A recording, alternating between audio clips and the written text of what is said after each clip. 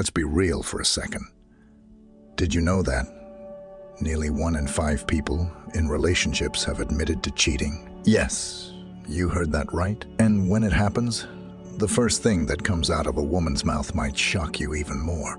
Imagine this. She's not sorry. She's not guilty.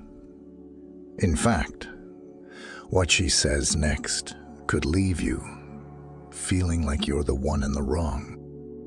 Lesson 1. So, cheating can be a tough topic to talk about, whether it's emotional cheating or physical cheating. When a woman cheats, there's a psychological pattern in the way she might respond when you confront her. While every situation is different, there are a few things that women often say when caught or accused. And understanding these common reactions can help you see what's really going on beneath the surface. The first thing many women do when they cheat and get caught is deny everything. This is a natural defense mechanism. You might hear things like, "I didn't do anything," or "You're just imagining things," by denying it outright. She's hoping the issue will blow over without having to admit anything. Another version of this is deflection. She might change the subject or turn the blame on you, saying things like, "Why are you accusing me? You've been distant lately," or "You're the one who doesn't trust me." This tactic shifts the focus from her actions to your suspicions. Psychologically, it's about protecting herself and avoiding the guilt that comes with being caught. Another common reaction is turning the situation around emotionally. She might say something like, "Well, maybe if you had been more attentive, I wouldn't have felt so lonely." This emotional reversal places some responsibility on you. It's a way of explaining or justifying her actions. In these cases, the cheating is often presented as a reaction to feeling neglected or unhappy in the relationship. It's not necessarily an excuse, but it's how some women rationalize their behavior, making it seem like they had no choice but to seek attention elsewhere. A very common response is to downplay the situation or claim innocence. You might hear things like, "Nothing happened," "You're blowing this out of proportion," or "We were just friends." It's not what you think. This is an attempt to minimize the cheating or make it seem like a misunderstanding. She may claim that the relationship wasn't serious or that it was emotional rather than physical. This tactic is all about damage control, making the situation seem less harmful than it actually is. When caught, some women may react with defensiveness. This is a strong emotional reaction where she might get angry and upset, turning the tables on you and making you feel guilty for even questioning her. You might hear phrases like, "I can't believe you don't trust me," or "How dare you accuse me of that?" This defensive response can be confusing because it shifts the conversation from the facts of the situation to emotions.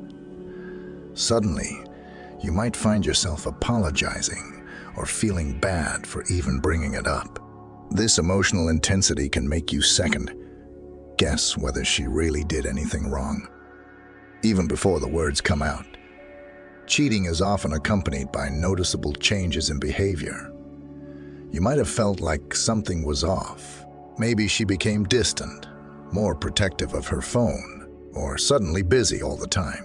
When these signs show up and you confront her, her verbal response will often match her behavior.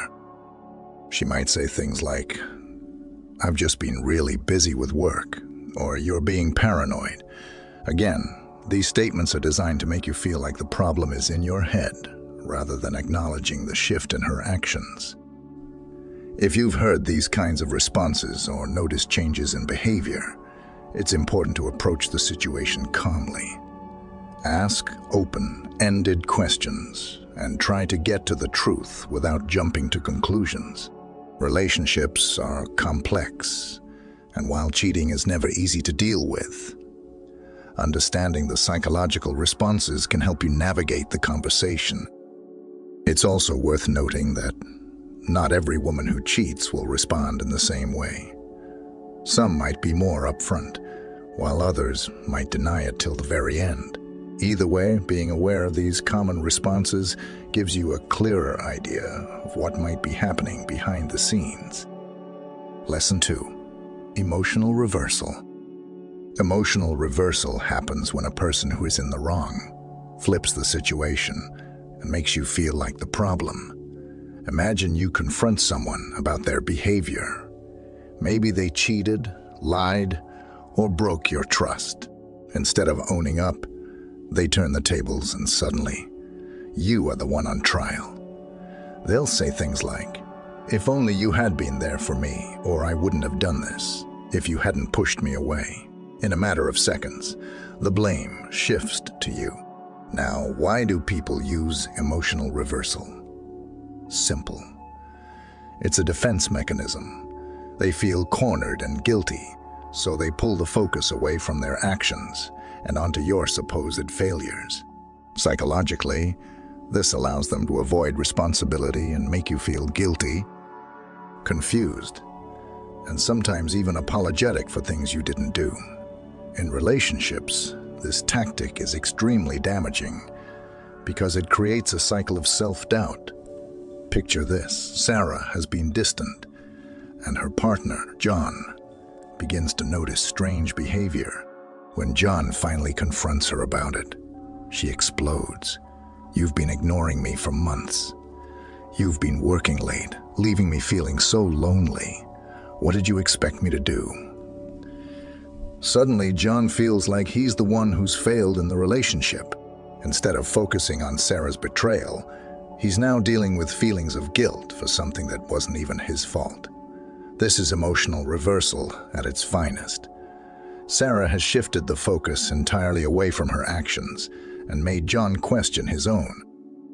Recognizing emotional reversal can be tricky, but there are telltale signs. First, if the conversation immediately shifts from what they did wrong to your actions or feelings, that's a red flag.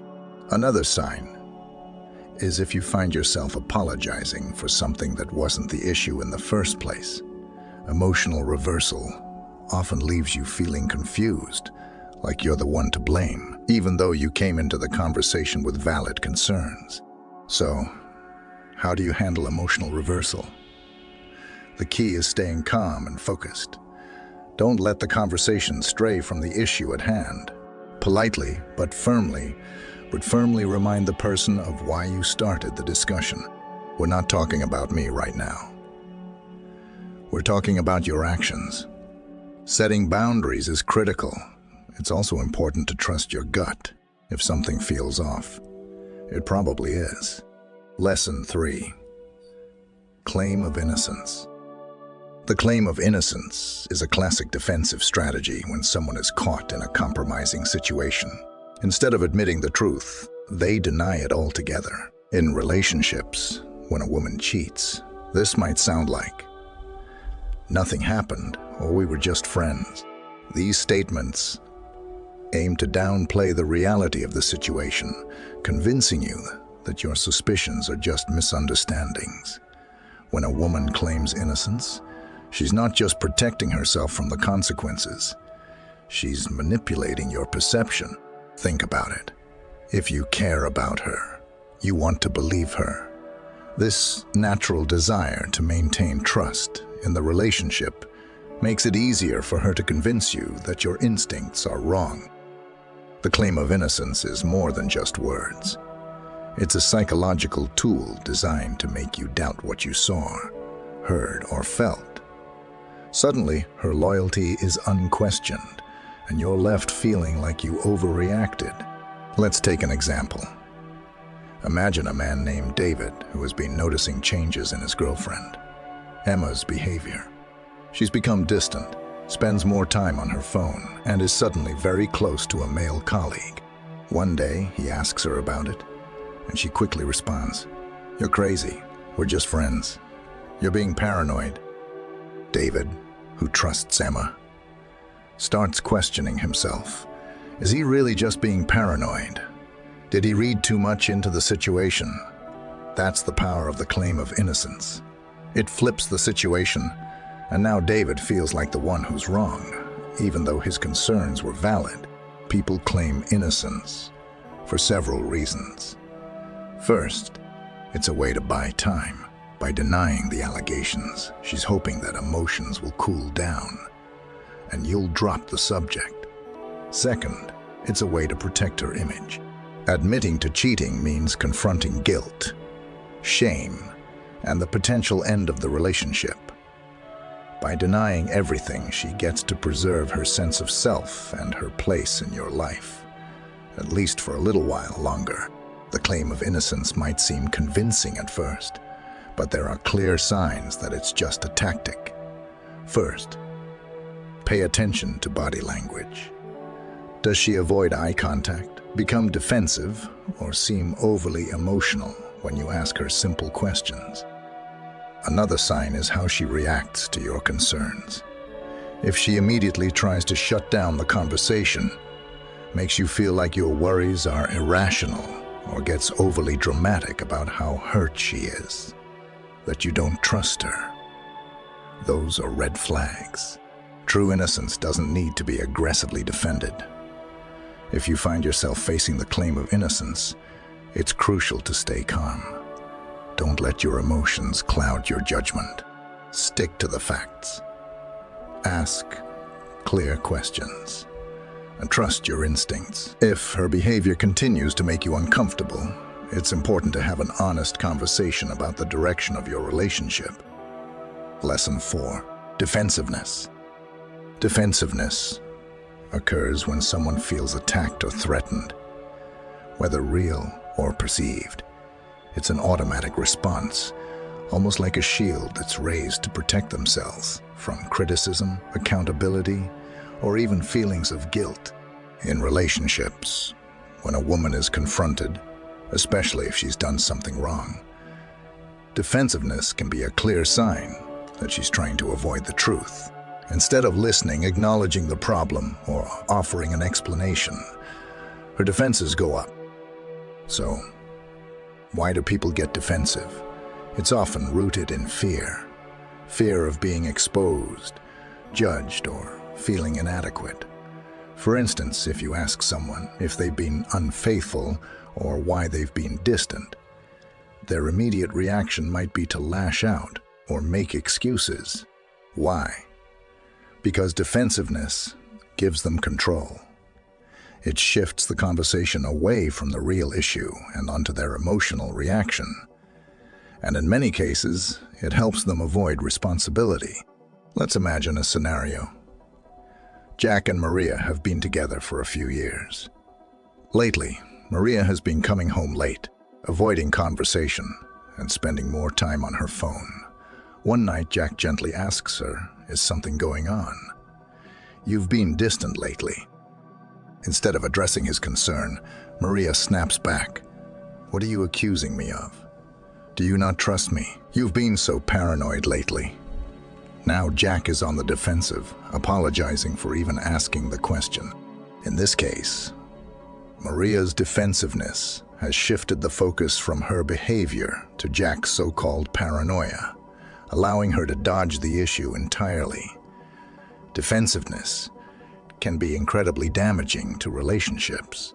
When one partner is constantly defensive, it shuts down honest communication and prevents problems from being resolved. Over time, it can lead to feelings of frustration, resentment, and even emotional distance. Instead of addressing the underlying problems, both partners end up in a cycle of arguments, blame, and unresolved conflict. What's worse, defensiveness erodes trust. If every concern is met with defensiveness, the other person may start feeling like their emotions and experiences aren't valid. This can cause serious harm to any relationship, whether it's romantic, familial, or even friendships. So, what can you do if you're faced with defensiveness? The first step is to stay calm and not engage with their defensive tactics. Don't allow the conversation to veer off into accusations or emotional outbursts. Stick to the point and gently remind them that you're trying to understand, not attack. Another approach is to create a safe space for the conversation. Instead of framing it as a confrontation, try saying, "I just want to talk about something that's been bothering me," or "Can we have an open discussion?" This reduces the likelihood of triggering their defensiveness and may encourage them to open up.